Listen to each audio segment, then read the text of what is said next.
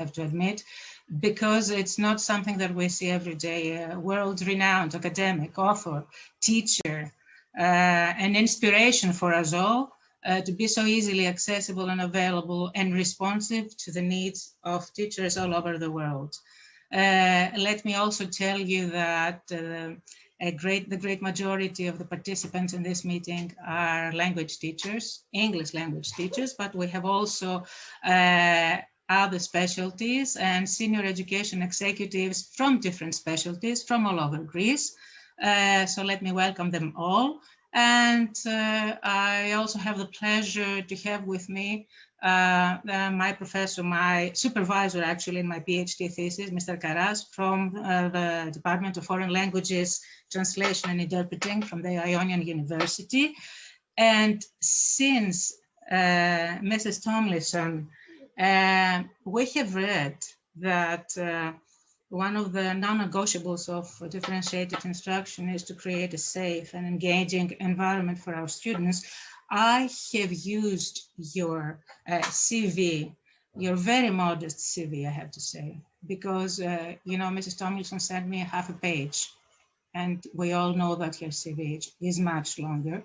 So I used some of these details. I have chose some details of your CV, and I have created a very, very short game, and I hope I will be able to share it with you now. So those of you who would like to contribute, just raise your hands. So there it is. And let me enlarge. Can you all see? Yes. Great. Okay. Yes. Great. So let's start with birthplace. Who would like to try, to give it a try? Just raise a hand.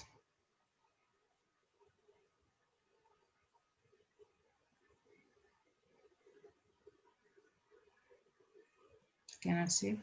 No hands? Come on. Have a look. Risa. Okay, Risa. Have a go. Okay, I have no idea. No problem. United States. I want to, you have to make a sentence so it's easy to find it. I want the two parts of the puzzle. Oh, okay, all right. She was born in Charleston, USA.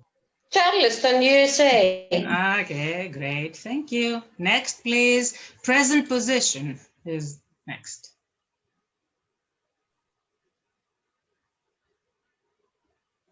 Come on, guys. Two participants raise hands. Okay, who's the first? Four participants. I cannot see. Okay, Elena, you first. We can't hear you, please. Again. Can you hear me? Yes. She's junior professor emeritus at the University of Virginia School of Education and Human Development. Thank you, Elena. Okay, next, awards. One of the many awards. Okay, who's next? I think there's another Elena here. Yes? Me. Elena number two, Okay. yes. Try. Elena number two. Awards. All right. She was ranked third among the 200 most influential academics. Okay, I will give this to you, And but it's second. award number two. So she was ranked first. Yes. Yes. You need the one more, right? Yes. And she was No. Virginia's teacher. You have to finish the sentence. I need a date. A date in 2019. Great, thank you. Okay. Next, please. Thomas, awards. Another award, please. Okay, she was Virginia's Teacher of the Year in 1974. Thank you, Thomas. Books. Next, please. Somebody who hasn't talked. Lisa, again. Okay, come on, I Lisa. didn't say anything before. Okay. Carol is author of over 300 books, chapters, articles, and other educational materials. That's right. And Okay. one on cultural awareness, which I know very well. Great, thank you. So the other And one is in differentiation and the brain, oh, my yes. favorite. Oh, yes. Our favorite too. We've read many chapters on this. So she taught in high school, preschool, and middle school, public education, I have to say, for 21 years. Thank you, Ms. Tomlinson, for being with us. So I'm going to stop sharing now. Okay. And I would also like to add a few more details. I will not start talking about the awards because there are many. Mrs. Tomlinson works throughout the United States and internationally with educators and helps educators all over the world. Special interests, curriculum and instruction for advanced learners and struggling learners, effective instruction in heterogeneous settings, bridging the fields of general education and gifted education.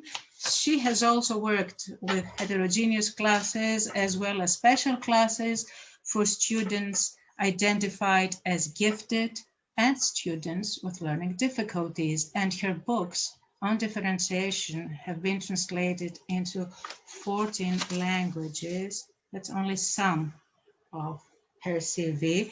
And before I give the floor to Mrs. Tomlinson, I have read that when you were a little girl and you were asked this common question, what would you like to be when you grow up?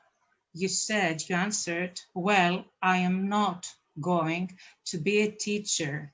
Not only have you become a teacher, but you're leading and encouraging teachers all over the world. What made you change your mind? The floor is yours. I wish I could give you a really noble answer to that.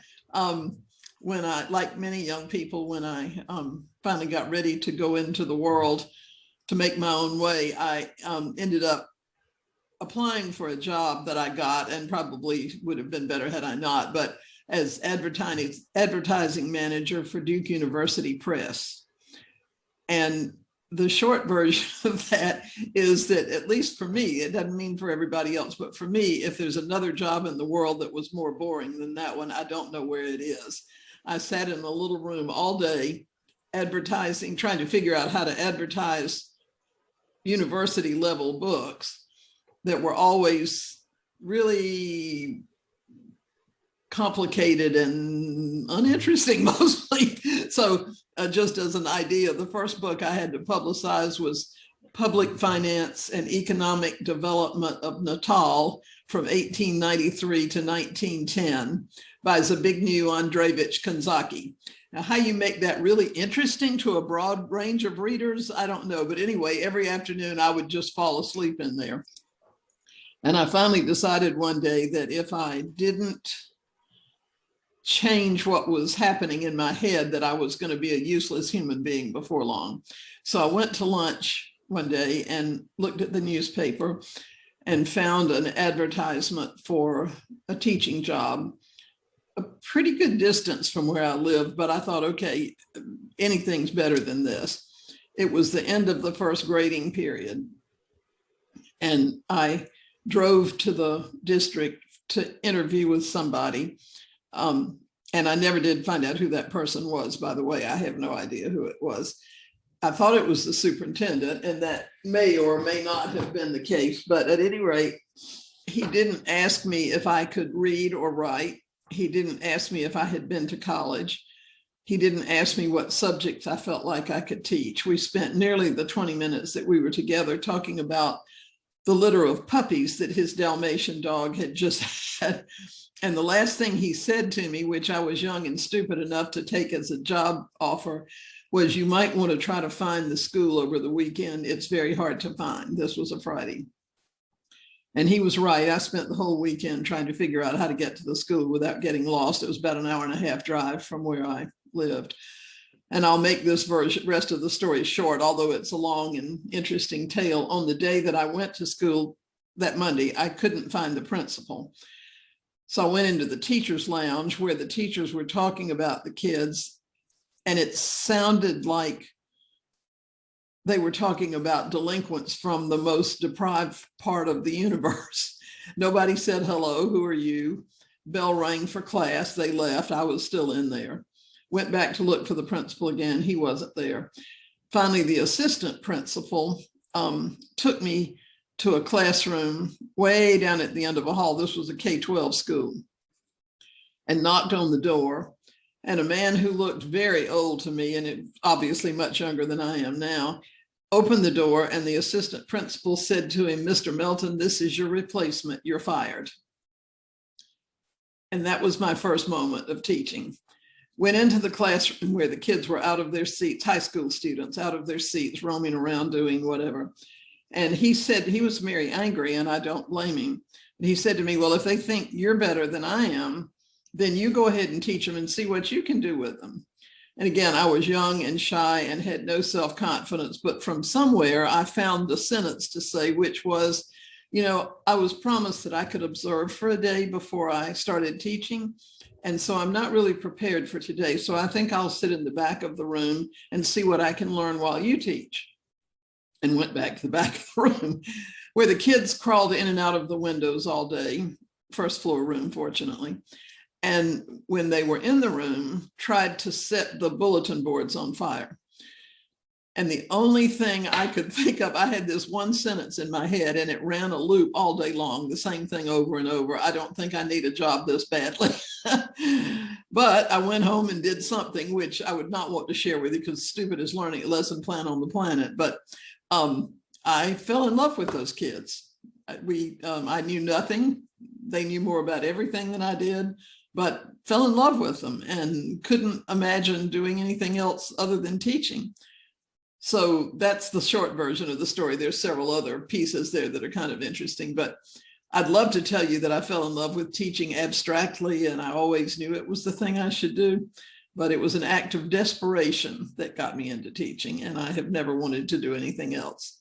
My second vow, when I vowed I would never be a teacher, was that whatever I did, I would not be a teacher, but I would most certainly not be a middle school teacher. And the reason for that was that I was such a miserable kid when I was that age that I couldn't imagine spending the rest of my life looking at that level of misery. So life has its way of sending you where it needs you to go. And I taught first in that high school place, and then I taught and directed a preschool. And then I ended up in middle school and stayed there 20 years and loved every day of it. Loved every day of it. And then went to the university where I had never envisioned teaching. And that was pretty cool too. So that's my life as a teacher. I think it's the best introduction we could have. The floor is yours. We're eager to listen. If your teachers get desperate ever, give me a call and I'll share the rest of the story with you. There's lots of drama in it. So you want me to share my screen now and go ahead and chat for a bit? Okay. See if I can make this happen like it should. Actually, it can't right now because I think I had not opened the screen. So let's see if I can make that happen.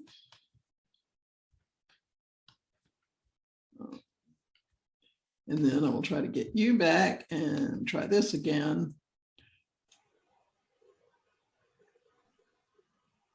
Yes, here I am. Okay. Great. Okay. So, if I can get back to the front, I was adding some things as I was coming on. I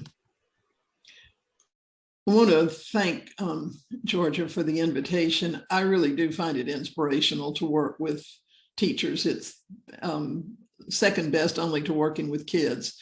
And her introduction of you was so positive, and she was so excited about what you're doing that it would have been impossible to say, no, I can't come, because it sounded like I was going to miss the best party in town. And now she has told me more about the things you're doing, and she sent me the questions that you posed, and it is just such a wonderful set of questions that shows both understanding and curiosity. So communicating by email, she and I decided that maybe a good plan was for me just to sort of share some ideas about differentiation with you for a little while. And then wherever I am in that presentation, I'll just stop when a little while comes and switch over to the questions that you gave to her to share with me. And we'll do the rest of the time we have together on that. So thank you for the opportunity to be here. So what I want to do with you is just give you a few background thoughts on differentiation and some examples to illustrate them.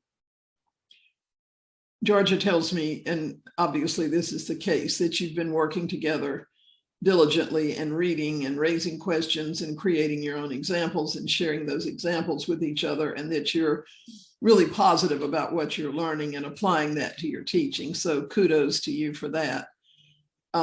What I'm going to share with you may be some ideas that you haven't directly read. You may have inferred them from your reading. Your own philosophies may have brought them to the foreground of your thinking. But I want to share with you, I guess, a little bit of the line of logic for differentiation, which I suspect you already have because you're here. And then some things that differentiation asks of us that, again, you may have inferred, but just thought it might be interesting, I guess, to tell you what I think differentiation really is in that way. So let's go for a bit. You and other folks have all kinds of kids in your classes. You almost definitely in your work, most of you have English language learners. So right there you have second language learners. Some of you may have third or fourth language learners as well. Most of you, no matter what you teach, have students with all kinds of learning challenges, some kids that come from homes where there's economic insecurity, kids who learn really fast and sometimes seem like they know more than you do, perhaps kids who are sometimes or frequently without a reliable home to go to. Around the world, kids with emotional challenges is a burgeoning number. You perhaps have kids from varied cultures. Many of us have and may know that kids have experienced trauma, but many of us have kids that have experienced it and we don't know it. You may have families who move often because of economic or other issues. All those kids and many others, you could add more boxes on the bottom and put other categories of learners that come to you. They come to our classes every day and they're real people. They're not just boxes, categories. So I want to share with you a couple of examples of real kids for me that fit those categories. This is Fritz, and I interviewed him once when I was doing some research in a school. This is not his picture, but he looked like this most of the time, a little lost, kind of flat, not very enthusiastic about much of anything. I never saw a spark in him at all. And when he was talking to me one day at 12 years old, this is what he said. Here's what I think. I'm not good at school. It takes me longer to do work than most kids. Teachers always call time before I finish. They say I have to move on ahead.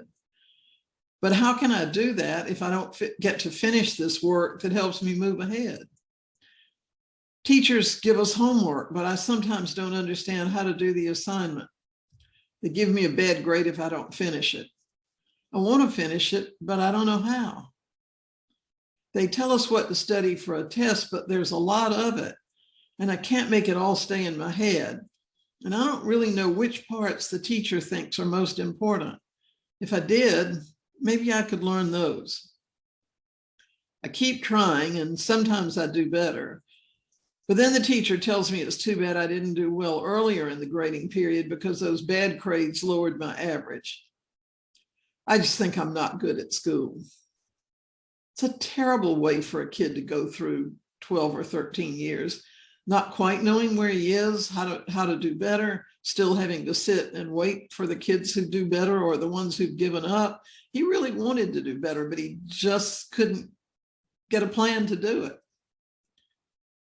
This is Michelle. She was an African-American student in one of my early middle school classes. And as you may know, in our country, African-American students tend to struggle with schools because society struggles with them, and there's always this huge feeling of weight on their shoulders. One day in our class, they had a free writing opportunity, could write about anything they wanted to write about. And this is what she wrote in her journal at 12 years old. I knew, standing at the school bus stop when I was 8, I knew I had to make a decision. I would cling to my friends from the neighborhood and let go of aspiration. Or I'd hold fast to a gauzy dream of learning to become someone who could leave a mark and watch the circle of my friends swallow up the place that was mine. I understood in an 8-year-old way something about courage and cost that day.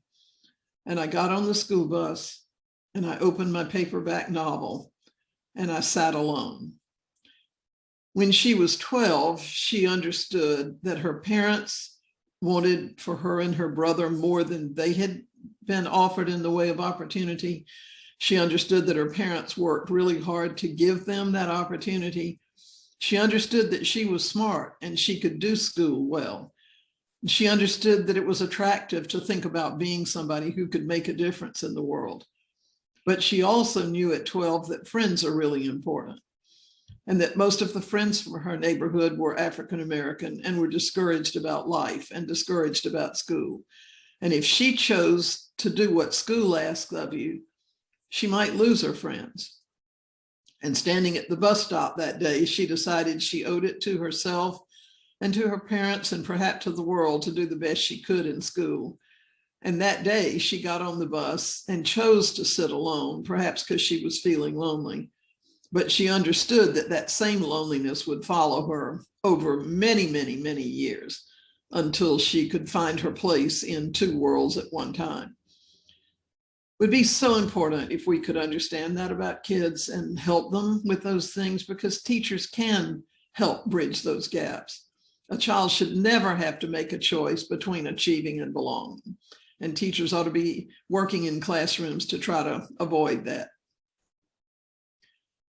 Greg is a kid who will come to some of you. Some of you will get him when he was 4 years old, like I did.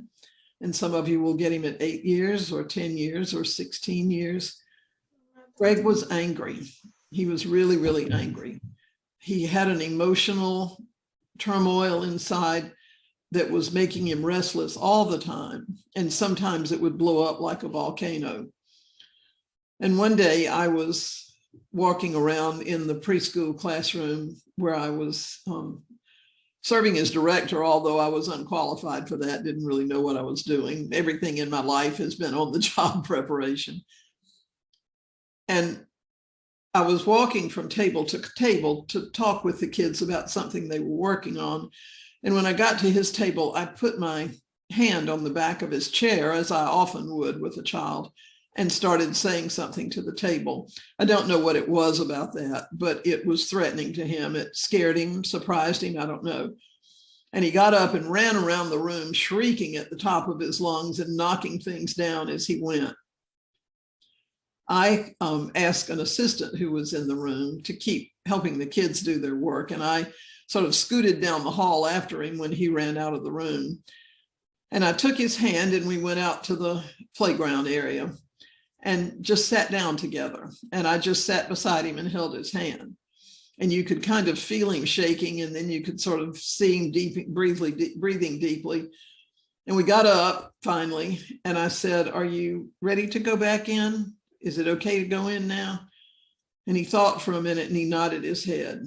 And on the way in, I said, "Would you like to sit at your table, or would you like to sit on the big cushion?" And he thought he wanted to sit at his table, which was courageous of him. And as he got settled in, and the kids were watching him, although they were used to him, so there was no big surprise that what had happened.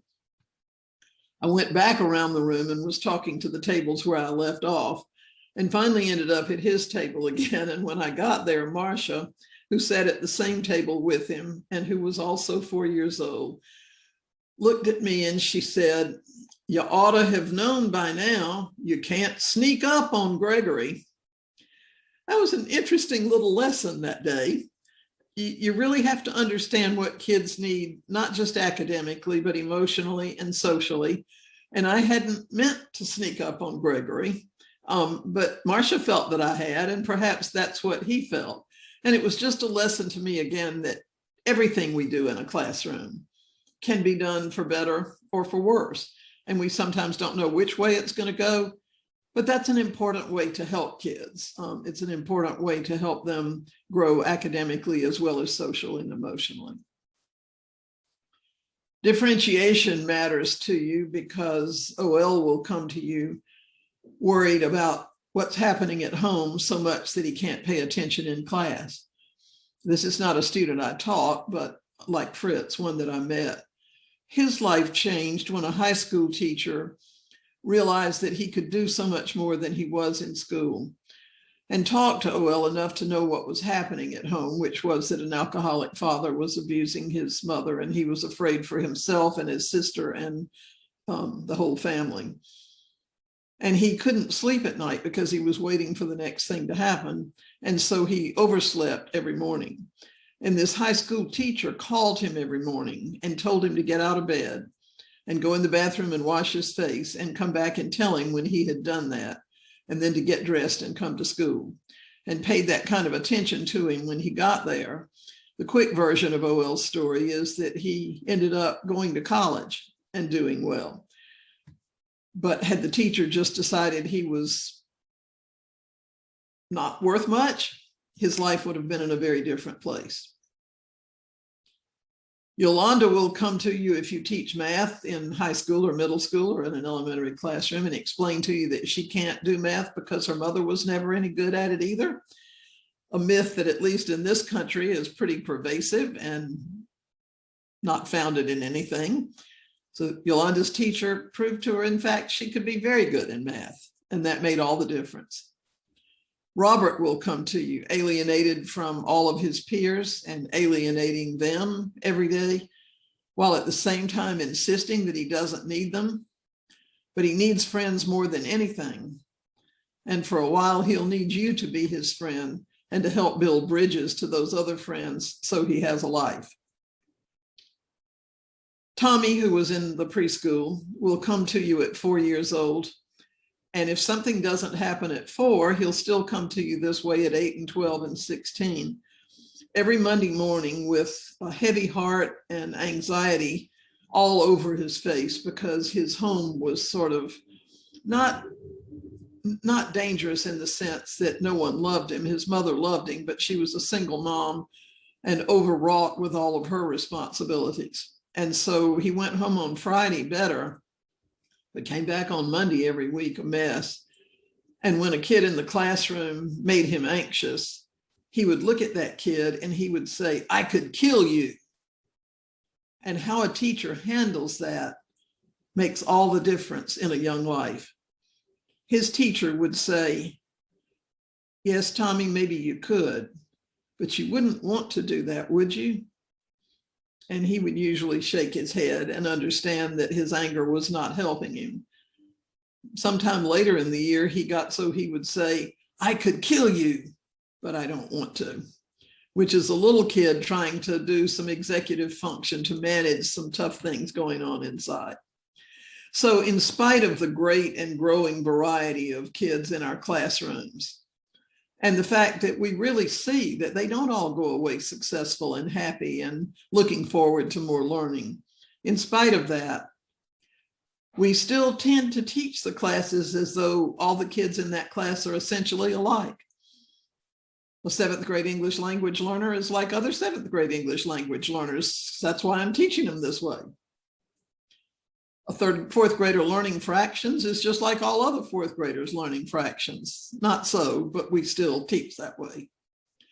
So here's the point of differentiation, and this I presume you understand and have accepted because you're here. Students differ as learners. Those kids are not matched sets of luggage. Every kid, in order to learn well, needs to be challenged, and that challenge needs to result in success. And what's challenging to one kid is not to another. It's too much for the kid next to him on his right and too little for the kid next to him on his left. And so we have to engineer appropriate challenge for kids. And then we have to scaffold them so they can succeed. We can't accomplish students' success by ignoring their differences. We just can't. Very, very few of them can cause themselves to learn when the material is not a fit for them. If we're going to do that, if we're going to attend to those differences, we have to learn to teach flexibly, which means not us in the front of the classroom doing most of the work and all of the kids responding in the same way most of the time. And this you've read about and no doubt understand and advocate. All of that has to be rooted in a learning environment that is invitational, curriculum that's powerful enough to catch kids' imagination, assessment that helps us teach better, but also helps them learn how to learn better, and a flexible management system in the classroom that makes room for the needs of the class, while it's also making room for the needs of individuals and small groups. One of my university students started his definition of differentiation this way about a month into the course. Differentiation is a sequence of common sense decisions. Made me love the kid right off the bat. Not too hard, not crazy, not illogical, not out of reach, just common sense decisions. Made by teachers who have a student first orientation. And I said, tell me what you mean about that, by that, Adam. And he said, well, when I look around where I'm doing my student teaching, I see some teachers who think their job is to cover the curriculum first, and other teachers who see their job as teaching human beings first. And I think it's those teachers who see themselves as teaching human beings first that are more likely to differentiate. And I permanently fell in love with Adam at that moment. So what is differentiation? Well, Adam went on to give me his view of those common sense steps. What differentiation really is an instructional model with the student at the center of decision making. Always asking ourselves, what's going to be the best I can do today for the student, not just the students. Using the 5 key classroom elements, and we'll look at those in just a minute, but I'm sure you have gotten those in your head now too, with the goal of maximizing the capacity of the individual learners as well as of the class as a whole. And this model, which has evolved quite a bit over time, has evolved because I and others working with me have gotten more aware of differentiation, smarter about it, more practiced in it, but also because research changes. And when our research findings change, we're obligated to change what we're asking folks to do to reflect that best practice. So Adam said, learning environment is the most important thing we do in a classroom.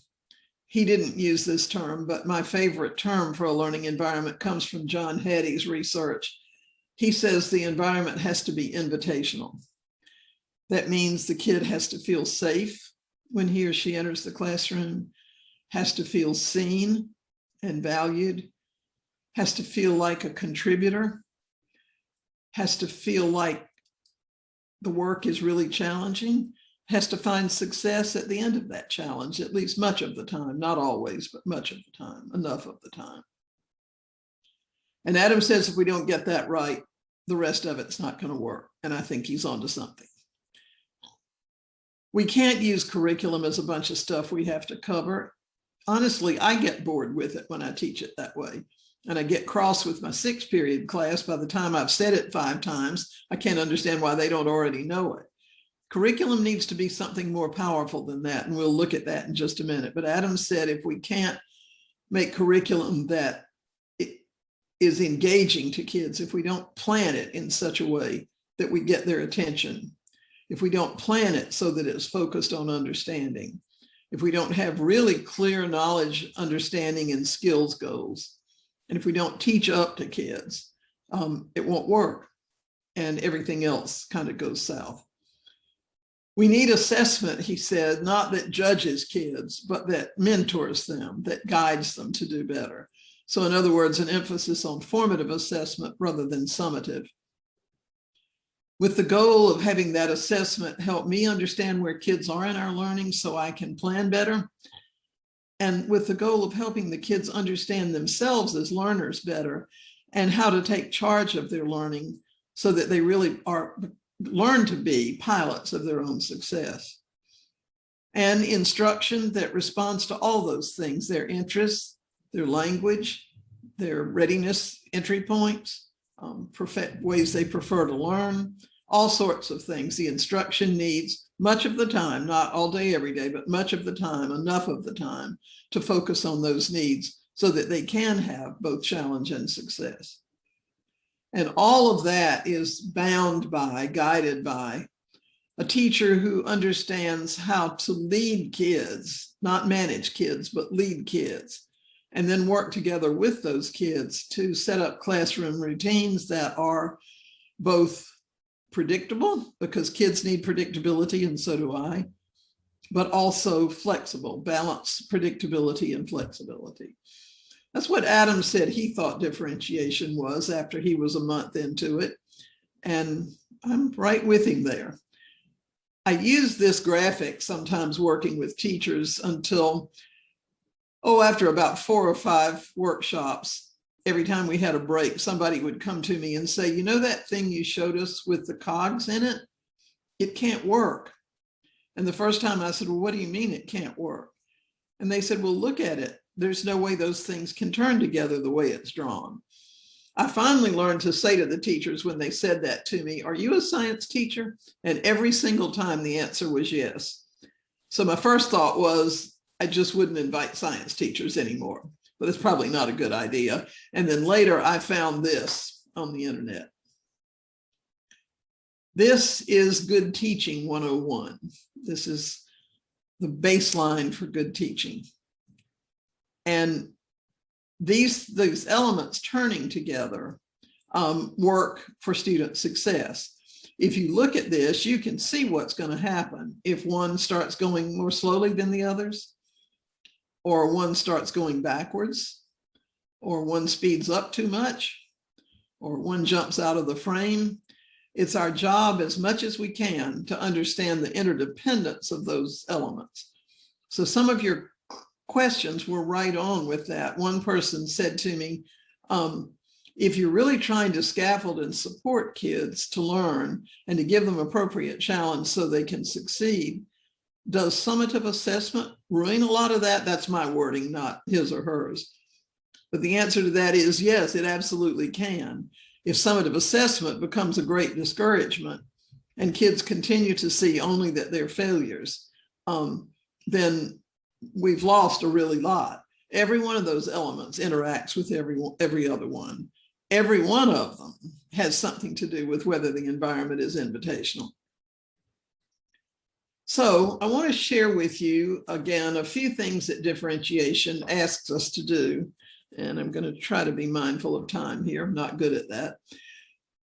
With just a couple of thoughts about that so that as you continue your studies and your work, they may stay in your head a bit. Differentiation, unlike much of teaching, reminds us that we have to teach the student, not just the students. Once my colleagues and I were doing a really long, messy research study that took 4 years, and we were working in schools in 5 different states and spent a ton of time on airplanes. It was on differentiation, and we collected all kinds of data and talked with teachers a really, really lot. And what we were trying to do was to understand how their thinking about their teaching was evolving. At some point, we had all of the notes from the teacher interviews stacked up on a desk in our research office. And honestly, the stack was single sheets of paper well over 2 feet tall. And never once in one of those interviews did we have a teacher say, you know, I worry about this one because, or I thought this kid had it, but in fact, she doesn't have it, and I can't figure out where she got messed up. Everything was about the students. The students are happy when we do this. The students did poorly today. The students are restless after a holiday, as though they're all the same. And that's really not the case. So one of the great challenges and rewards of differentiation is trying to figure out how I learn about and honor the student as well as the students. I love this quote from a US author. A teacher needs a brain to break through the cotton wool smothering the mind, to break through the blizzard of labels to this specific child, trembling and whole, and to this one, and then to this one. A teacher needs a heart to fully grasp the importance of that gesture of trying to see the kid, to recognize in the deepest core of your being that every child is precious. Each is induplicable, the only one who will ever trod this earth, deserving of the best a teacher can give: respect, awe, reverence, commitment. This is what you'd want for your own child when a teacher makes contact and lives with that kid for a year or more. We ought to see each of these as our own, flawed or apparently wonderful or whatever, the only one that will ever be mine. This is my chance to make it better. And if I don't make it better this year, for every kid, whether they're soaring along nicely or not, if I don't make it better, it will be worse. So I need to be keenly attuned to Golden, who at 15 was in my 7th grade class of 12-year-olds, and whispered to me in the hall when he came to school for the first day 3 weeks later than everybody else, that he didn't know how to read. I had no idea how to teach reading, no clue at all. I wasn't prepared to be a teacher, didn't mean to be, didn't study to be one, had no idea what to do. Turns out he didn't even know the whole alphabet. And as I was walking, I thanked him for telling me that and told him it would help me be a better teacher for him. And as he and I walked into the classroom, I can remember thinking, I don't know how to teach reading. I don't have any materials to teach reading. I don't know how to find time to get to him because I had 40 kids in the class at that point. What do? Do I get smart kids to work with him instead of me? Where do I find the materials? And one of the thoughts I had was grading, really, in that second as I was walking in. I thought to myself, well, he can't pass 7th grade. So should I just tell him that now and say, you know, I'm going to work with you as hard as I can, and I hope you're going to work as hard as you can, but I just need to tell you now, you'll get an F in English because you're too far behind. And at that moment, I thought, you know what? That kid's more important than the grading system, so let's see what we can do. That's a question that somebody asked, and I'll work with in the time that when we stop this and go to your questions. I need to be attuned to Jeff, who was in a different period that year, but who could have been in any class, just random, came to me one day before school started, and he said, I really want to study theories of extinction of the dinosaurs. And I said, can you tell me why you're telling me that, Jeff? I'm your English teacher. That was a silly comment because he doesn't see the world in terms of English happening this time and history happening this time. He reads history when he wants to, and sometimes probably a novel during history. But, you know, I'm thinking your thing with the dinosaurs doesn't belong in my English class. And he said, I'm asking because if somebody doesn't give me permission to do that for class, I'm going to be 18 or 19 years old before I can find out what I'm just dying to find out. And I understood right then. And so I said, okay, Jeff, how do you think we should work that out? And he said something to me that no teacher wants to hear. He said, well, I thought we could have a discussion every Monday morning, and you could tell me which class sessions were important to come to that week. And I'd come to those, but the ones that aren't so important, I'd do my work on the dinosaurs then. And of course, every teacher wants to scream, what do you mean not important? I'm working myself to death on these things. But I understood what he meant. And so that's what he did. And at the end of the year, he shared with us the learning he had been doing. And the best way that I know to say to you is that it was more sophisticated than the university professors that I ultimately referred him to for some support could understand.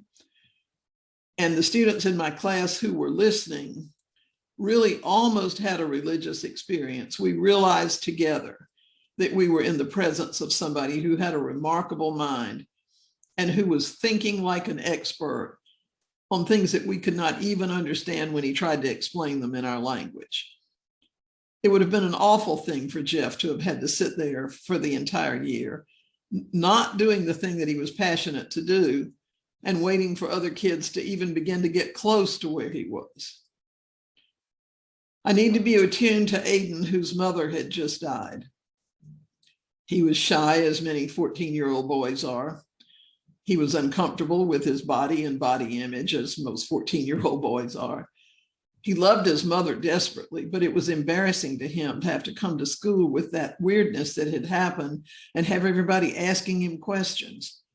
And somehow how I could try to handle that was equally as important, if not much more so, than the work that I was going to ask him to do.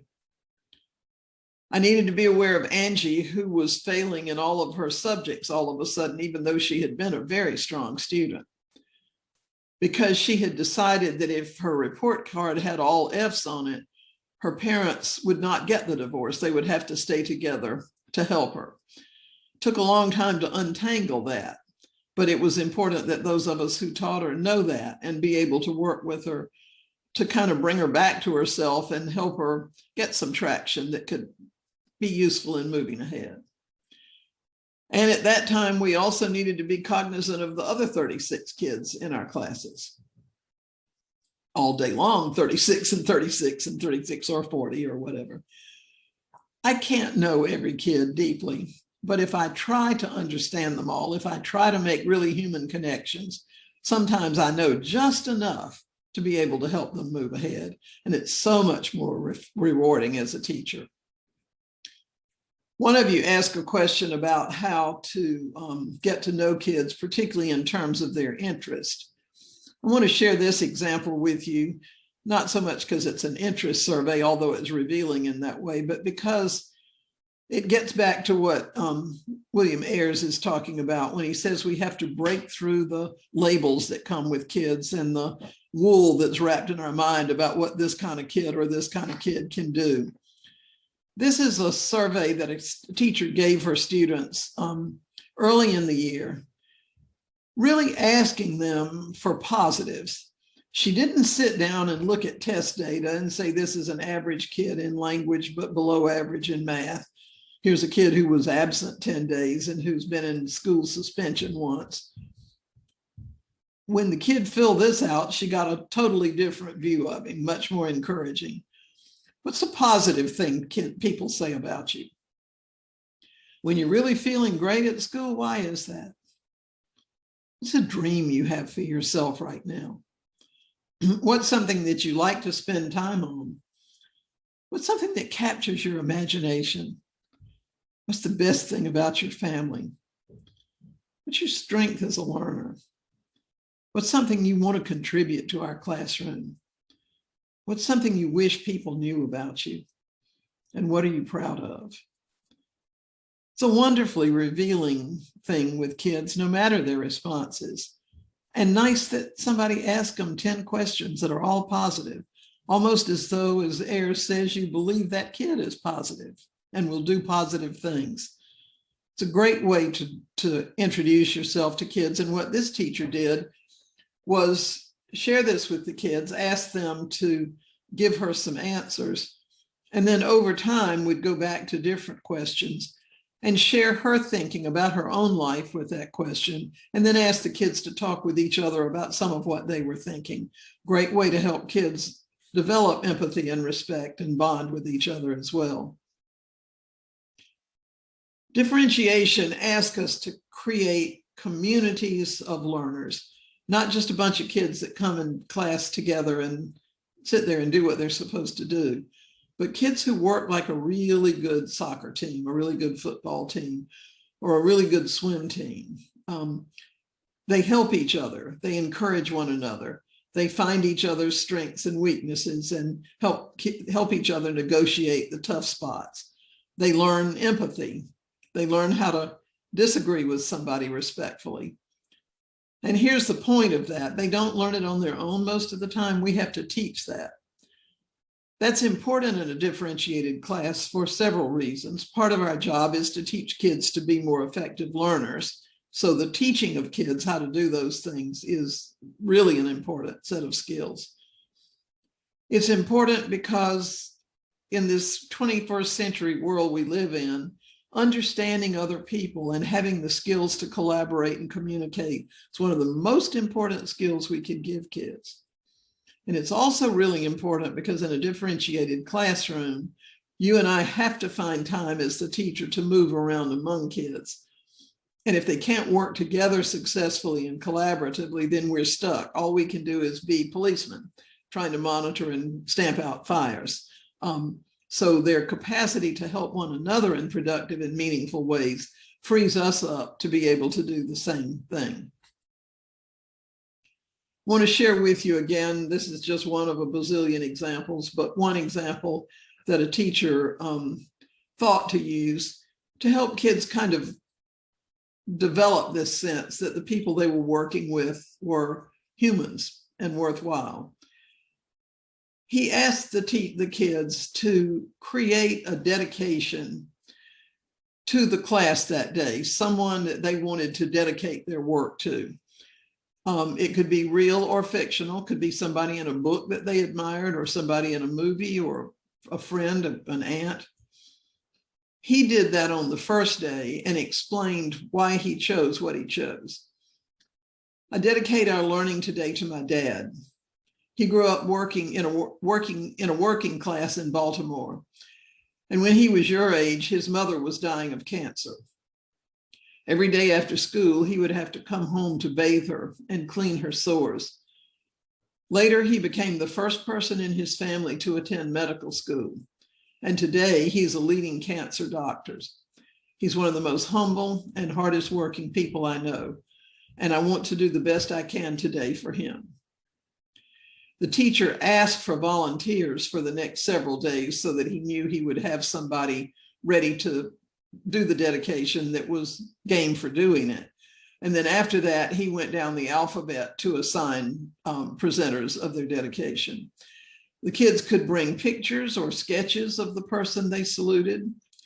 They could project the picture as they read their dedication or put it on the board.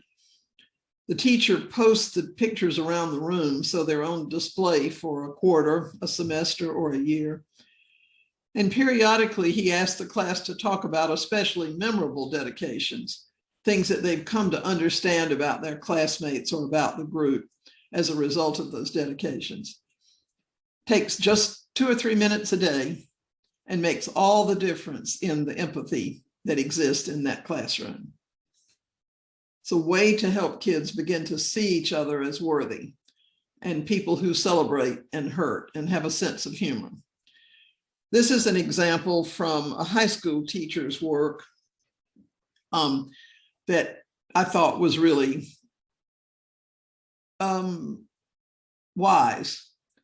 She was teaching in high school in a history class in a school that had just detracked its classes. So there was no longer an honors class and an average class and a slow class and a hopeless class. They no longer had streams or tracks. All the kids were together. The teachers were prepared for that in much the same way that you're preparing for that, because your classes are a lot like that.